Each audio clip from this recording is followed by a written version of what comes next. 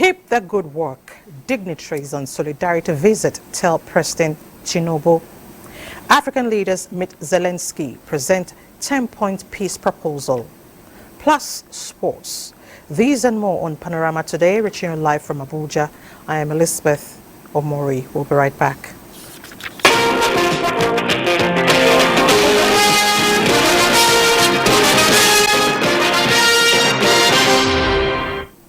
President Bola Tinubu has continued to receive commendations and support for what many people have described as a good start into his administration.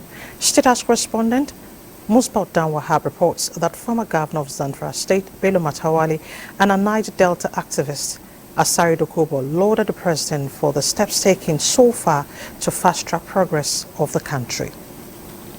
What the start of his administration, many people have that belief that Nigeria, inshallah, will be the best country in the region. Therefore, we believe that Asuaju, the president of Nigeria, will be the best president that Nigeria ever have, inshallah. For what he has achieved and what he has done so far. And I know that Nigeria had changed. Nigeria had turned 360 degrees in the positive direction. In the current administration's resolve to tackle oil theft may have found some support as key stakeholders in the Niger Delta are promising to support the government in safeguarding the country's critical assets in the oil-producing region. This is how to end oil theft trend.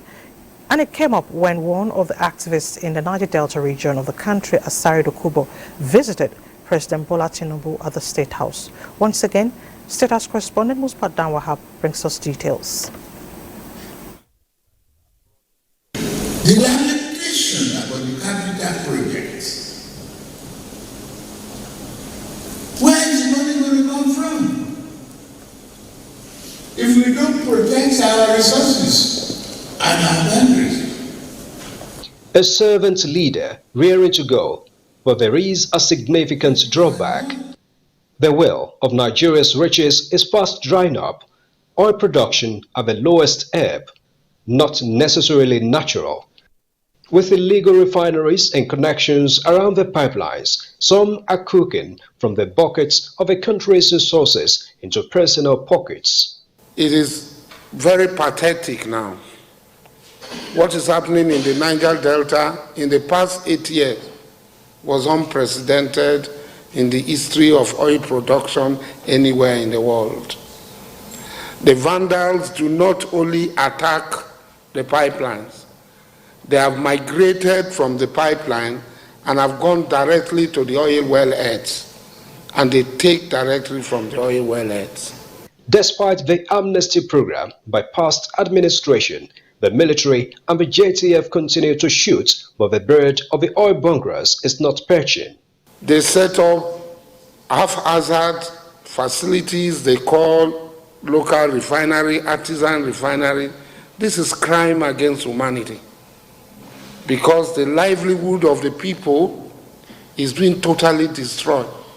About $2 billion was said to have been lost to oil theft in the first half of last year. And there have been accusations and counter-ones about who are the perpetrators. But what President Tinubu urgently wants is intervention to end the menace. We need your help in the oil-producing areas. Theft by a tiny percentage of our people does not help the economy. To help, to assist, and to do the things that are necessary to put a stop to this evil that is being perpetuated against the people of the Niger Delta, the oil-bearing community, and the whole of Nigerians. For us, it's just to support the youth too. And once we support the youth in time to carry out some engagement program for youths and empowerment program for youth, we believe that yes, the mindset will also shift. President Tinubu has promised to strengthen the security agencies for better security for the country's people and resources. From the State House, Musbaut Wahab, NTA News. Away from oil theft, the Iowa New Agenda says President Bola Tinubu has, in 2 weeks after his swearing in into office, exhibited the ability to tackle key issues in the country by taking some tough decisions. The group says commentators have applauded this new breath of governance, fresh air, and added that it is not out of place to revisit some of the popular decisions and actions the president has taken in his less than 3 weeks of being president. Nigeria has just posted a trade surplus according to industry watchers. The stock market has received a boost and rallied. There is relative peace in the country. He has told the Economic Council that Nigerians are awaiting pragmatic economic reforms. The president is taking on the issue of rising cost of living and provision of palliatives to cushion the impact on Nigerians. What we have seen in what the president did, particularly with that appointment, is putting a square peg in a square hole. And we think that if he does this, for sure, Nigeria will do well. The says they are elated that the president, whom the group actively supported, his emergence as the APC standard bearer and eventual winner of the 2023 presidential election, is doing the right things at the right time. The group also urges all well-meaning Nigerians to support President Bola Ahmed Tinubu's components of the renewed hope. African leaders who visited Kyiv for a meeting with Ukrainian president have put forward a 10-point proposal for putting an end to the 16-month-old conflict between Russia and Ukraine. Adebola Brooksland Sunday brings us details. Comorian President Azali Assoumani, South African President Cyril Ramaphosa, Senegalese President Macky Sall, Zambian President Hakainde Hichilema, and Egyptian Prime Minister Mustafa Madbouly attended the talks with Zelensky. The African leaders also held a press conference after their meeting with Zelensky, with President Ramaphosa briefing the press on the proposal on behalf of the African mission. Indeed, a historic mission in a quest for peace. And I could say that our mission really revolves around 10 key elements. The 10-point proposal includes a solution to the war, peace negotiations by diplomatic approaches, de-escalation of the situation, respect of sovereignty of states and people in accordance with the UN Charter, security guarantees for all countries, ensuring export of grains and fertilizers and other items. President Ramaphosa said African countries have been severely affected by the conflict. And we say that when it comes to things like grain and fertilizers, there should be an opening up of the logistics so that grain and fertilizers must get to the market. We don't see everything the same way. It is important that we talk, but it is not just about fertilizers and grains. We also have thousands of children stolen, no drinking water, tortures, or as a journalist earlier mentioned, mass graves. We are in different situations, and that is why sometimes we look at things differently. So, conversation is important. The leaders of the African nations are also meeting Russian President Vladimir Putin. Adebola Brooksland Sunday, NTA News. Despite comprising nearly half the world's agricultural workforce and producing up to 80% of food in developing countries, women's right to inherit their husband's property continue to be denied in over 100 countries. With the theme, Her Land, Her Right, the United Nations is promoting the role and rights of women to land ownership as it celebrates this year's International Day to combat desertification and drought. Onenge Fineface tells us more.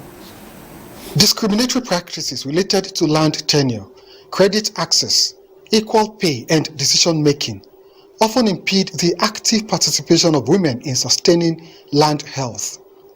The United Nations notes that less than 1 in 5 landowners worldwide are women. In many countries, laws and practices block women and girls from owning land. But where they do, they restore and protect it, increasing productivity, building resilience to drought, and investing in health, education, and nutrition. Equal land rights both protect land and advance gender equality. That when women play a central role in the restoration of land and the mitigation and adaptation to climate change, it creates better outcomes all round. Gender equality goes hand in hand with these crucial agendas. If women had equal rights to land, agricultural production in the poorest regions would increase by up to 4% and malnourishment would decline by 12 to 17%, resulting in 150 million fewer hungry people globally. The UN Decade on Ecosystem Restoration is an opportunity for farmers, governments, consumers, and other partners to scale up effort to support the transformation of global ecosystem to be more efficient, more inclusive, more resilient, and more sustainable, particularly for women in developing countries. Women who own and control land are better able to provide for their families, secure their livelihoods, and invest in their communities, leading to improved health and education outcomes. Commemoration of the 2023 International Day to Combat Desertification and Drought aligns with the campaign of the United Nations Convention to Combat Desertification, launched on International Women's Day in March 2023, focused on protecting the rights of women to land. Onengiye Fineface, NTA News. You're watching Panorama on NTA. Let's take a break, and when we return, Panorama will continue with Agatha in Benin. Stay with us. The counsel of our fathers. I will urge and advise our younger generation to use talent and brain to sort out problems, not arms. Nigerian youths, let's build our nation. My advice to these young people is please do not take us back to those harrowing days. You probably do not know what it is. I believe we have fought one civil war too many in this country. So those who experience it will run away from it. Nigerian youths, let's build our nation together.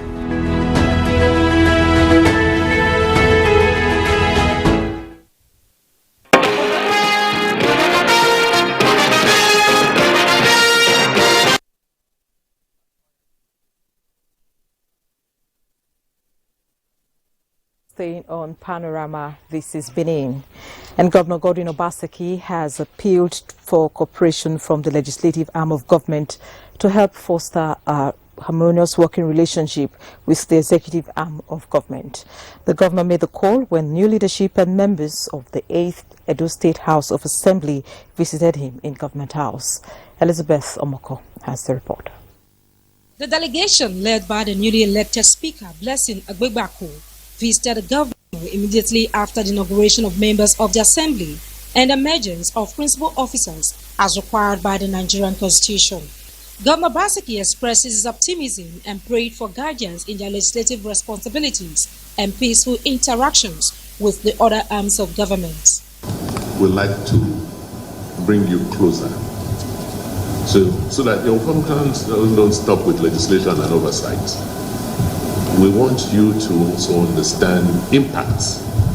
So yes, you oversight, but let's also see, working together, how the legislations and how we have spent resources have impacted and changed the lives of our people. He used the opportunity to intimate the new house of effort made in digitalizing the state and assured them of his administration's readiness to collaborate with the legislature to finish strong. For the new speaker, the 8th Assembly is willing to work with the executive arm to achieve the desired goals. He commends the governor for his vision and passion for Edo, highlighting the remarkable achievements of his administration. We are ready to work with you to form a very concrete and solid synergy. The call for a harmonious working relationship between the executive and legislative arm of government highlights the commitment of Governor Obaseki's administration to finishing strong. In Benin, Elizabeth Omoko, NTA News. Having a robust and intellectual discourse on national issues that will bring about growth and development in the country, amongst others, are part of expectations of Nigerians from the 10th National Assembly. Eugenia Ndubisi interacted with some Nigerians in Benin and filed in this report. The 1999 Constitution, as amended, clearly spelled out the role and functions of the executive and legislative arms of government. Oftentimes, the executive stifles the independence of the legislature. Hitherto has no financial autonomy. Some Nigerians, while reacting on the need to strengthen the Nigeria's democracy, the interest of the masses, say the relationship between the two organs must be cordial. They have to work hand in hand. It's a check and balance situation. But one should not have more power, thinking that I have more power than the other. There should be harmony. There should be synergy. And that will only be achieved if both the executive and the legislature know the prime purpose of governance as enshrined in the Constitution and the purpose why they got the nod of the people. The only way the two arms can work together is when they have the same focus. And what is the focus? You know, being an office is to serve the people, it's service. And to serve the people, you move them forward. You do what will be blessings to them. You know, even if it's infrastructure, if it's human, you do all things. So the legislature has its own function. The executive has its own function. If they can come together as one for the interest, for the blessing of the people. To, however, ensure good governance through the independent and cooperative roles of the executive and the legislature, stakeholders call for regular dialogue and meetings between the two organs to resolve differences promptly for effective democracy. The legislature are to make laws and are to look at the actions of the executive, to call the executive to order or remind the executive in the event of executive rascality. That is simply the function of the legislative arm. But I am not saying anybody should be fighting. I am not saying there should be brawl and fighting among the members, but they should have a common purpose, that they are all under one umbrella, government and leadership. As our same members and legislators should work hand in hand with the governor so that we can get the maximum benefit of democracy. Stakeholders stress the need for the two organs to respect the supremacy of the Constitution and see it as paramount in the discharge of their duties. In Benin, Obehi Otoba Presai, NTA News. Apologies for the mix-up there. That was Obehi Otoba Presai on relationship between executive and legislature for good governance. That's actually our subject for discussion this morning. And with me to discuss more on this issue is a former Speaker of Edo State House of Assembly, Frank Okiye. Good afternoon, sir. Thank you for joining us on Panorama. My pleasure to be here. All right. You just listened to that report, and you've been a legislator for quite some time now. What are the root causes of the legislative executive crisis, and how do you tackle such challenges for effective democracy? Well, the issue of conflict between the executive and the legislature, ordinarily they are normal. It's a human interaction. When the intergovernmental relationship see things from different perspectives, even though they are working toward a common goal. So I don't really see the conflict as the issue, but how the conflict is managed will be the issue. There normally will be conflict because the executive want to have it all. They want to have a free sale. They want to do it from the point of their view of their conception. But as a legislator, you must also see it from a perspective of lawmaking, perspective of check and balances, perspective of direct representative of the people. So that you view it from your own principle, from your own personal ideology, should it be an offense? You know, because for instance in the Edo State we have had 24 seats, and these are 24 different individuals from different backgrounds, different studies, so different ideology, and there is now the interest of the government and the people to synergize these different views and agree on one. So it's not going to be easy. So as a presiding officer or as a governor, you must appreciate the beauty in this diversity, you know, because people are seeing for them, you harness what is the best for the people. So the conflicts are normal. But when, for instance, elder of the group now takes it too far, it becomes a conflict that is gearing towards irreconcilability. And that's where the leadership of the people call for caution. Okay, now what will be the gains for democracy if the relationship between the legislature and the executive is cordial? What will be the gains? You know, when you call for cordial working relationship, people tend to use the word rubber stamp. You know, so what will be the gains of for democracy if these two arms work together? Well, the beneficiaries are the people. That's obvious, and the gain is the tendencies to fast track development, and they bring a larger number of persons, you know, into the happiness net. That's the goal. But the issue of rubber stamp that is becoming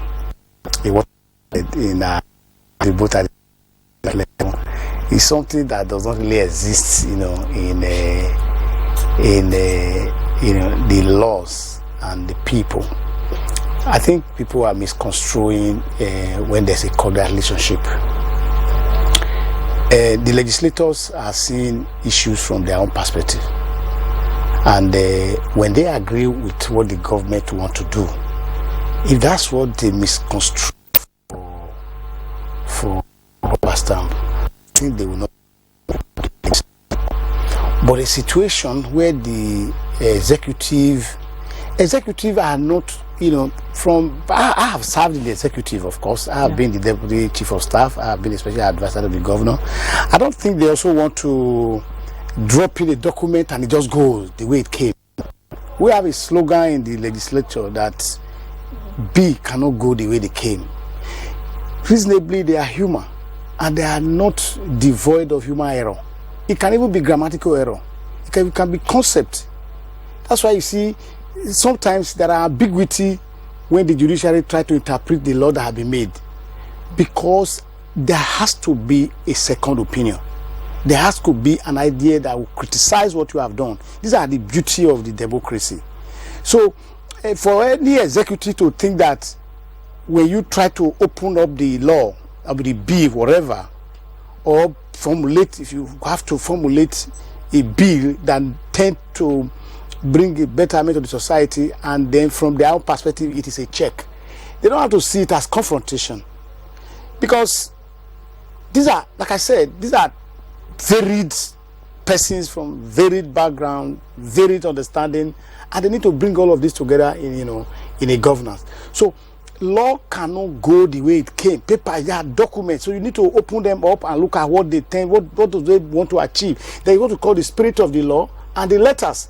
So when we read that cross and we look at what the letter is saying and does not conform with what they intend to say. I remember some time ago where Wale Soyinka said if it was possible for everybody to speak in their local language, it would be fair and good, because you hardly can make mistake.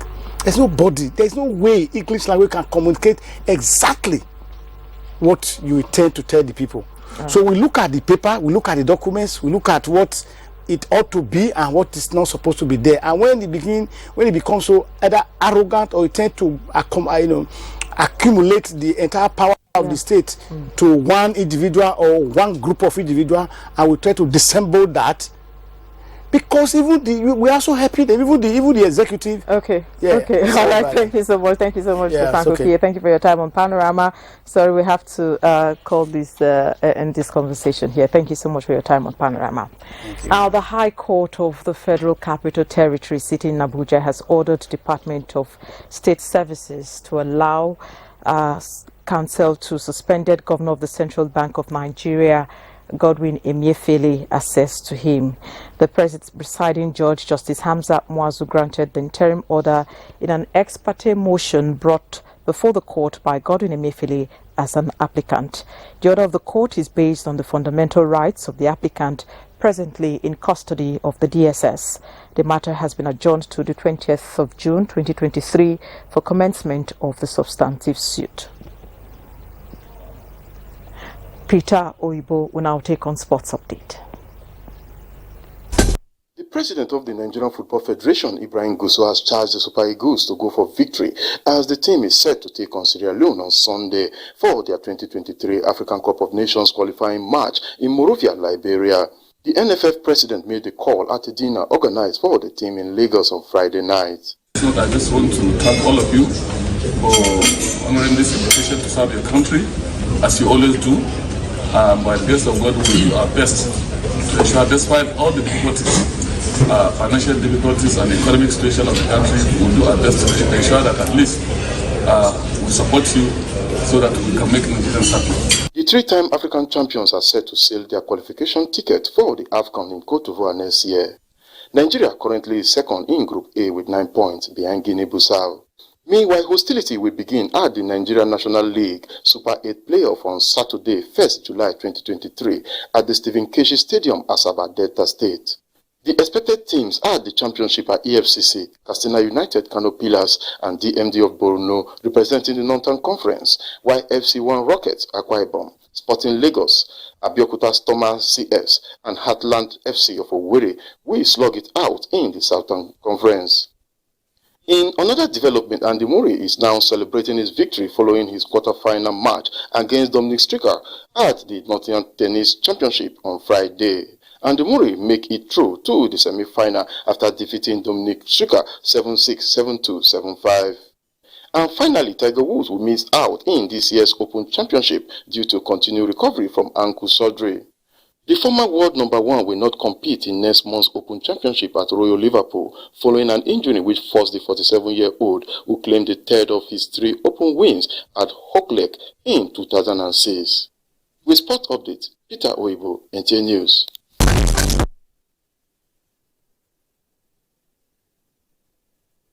So Panorama, remember NTA stands firm against drug abuse. Join the fight. Thank you for watching. Good afternoon.